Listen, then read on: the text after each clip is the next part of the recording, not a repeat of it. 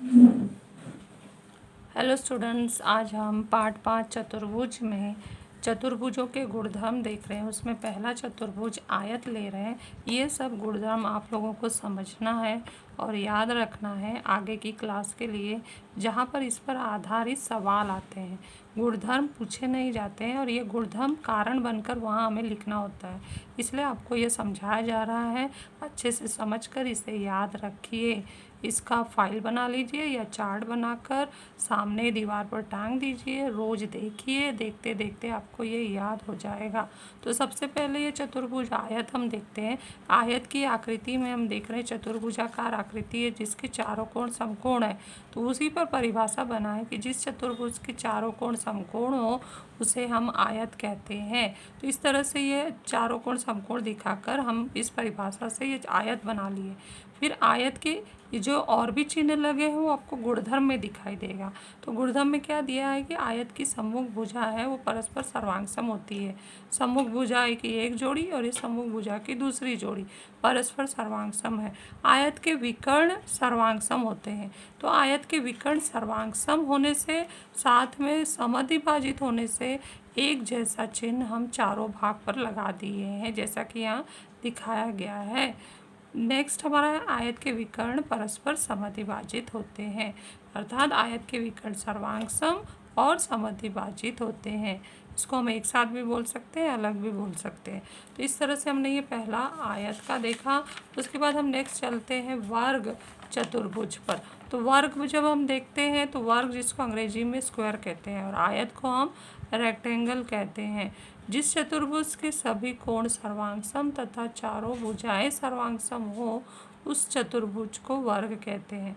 अर्थात ऐसा चतुर्भुज लेना है। हम पहले आयत में देखें, आयत के चारों कोण समकोण होते हैं।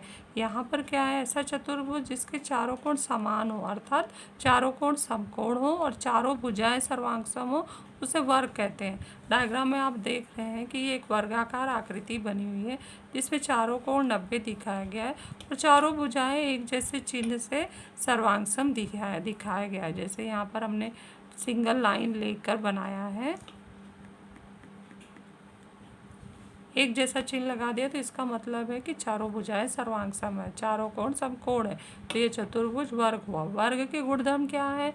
सबसे अधिक गुणधर्म वर्ग में पाए जाते हैं। वर्ग के विकर्णों की लंबाइयाँ समान होती है, अर्थात सर्वांगसम होते हैं। ये वर्ग का विकर्ण है जिनकी लंबाइयाँ समान होती है और साथ में ये वर्ग के विकर्ण परस्पर समद्विभाजित होते हैं। तो वर्ग के जो विकर्ण है सर्वांगसम और समद्विभाजित होने से जो ये चार भाग बने हैं, विकर्ण आधे आधे में बटा है, वो सब पर समान चिन्ह लगाना है। जो स्टूडेंट ये लगाता है उससे ये अंदाज़ा पता चल जाता है कि उससे गुणधर्म का चिन्ह लगाना आता है। अगर आयत के वर्ग के विकर्ण सर्वांगसम और समद्विभाजित हैं तो सब पर एक जैसा चिन्ह लगेगा, जैसा कि हमने आयत में भी देखा था। आयत के विकर्ण सर्वांगसम और समद्विभाजित होते हैं। विकर्ण परस्पर समकोण पर प्रतिच्छेदित करते हैं। तो जो प्रतिच्छेदन बिंदु है वहाँ पर 90 अंश का कोण बनता है। विकर्ण वर्ग के सम्मुख कोणों को समद्विभाजित करते हैं। तो जब ये विकर्ण हम खींचते हैं तो ये बराबर 90-90 को दो समान भागों में बांट देते हैं हर जगह। तो 90-90 45 45 45 45 में बढ़ जाता है। तो इस तरह से हमने वर्ग का ये देखा है। इसके बाद हम नेक्स्ट चलते हैं समचतुर्भुज।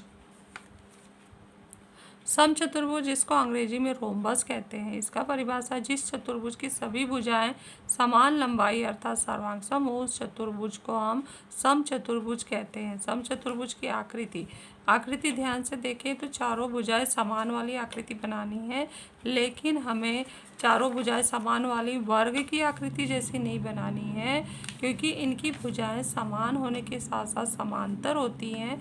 थोड़ा सा इसको तिरछे समांतर चतुर्भुज जैसा बनाना है।